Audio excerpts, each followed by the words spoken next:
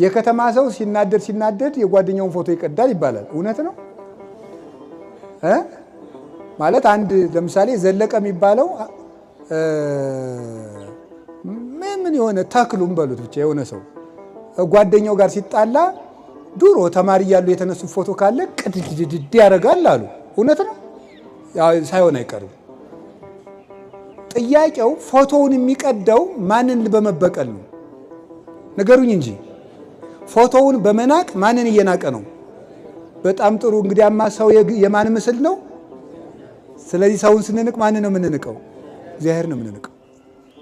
ሰውን ጥለህ መጥተህ ሰውን ተጣልተህ አንተ ምናምንቴ አንተ ምናምን አንተ ወዘተርፈ በዘሩ ሰድበው፣ በድህነቱ ሰድበው፣ በመልኩ ሰድበው፣ በድንቁርናው ሰድበው ስትጨርስ እዚህ መጥተህ ደግሞ አባታችን ሆይ በሰማያት የምትኖር በደላችን ይቅር በለን እኛም የበደሉን ይቅር እንደምንል ተው እንጂ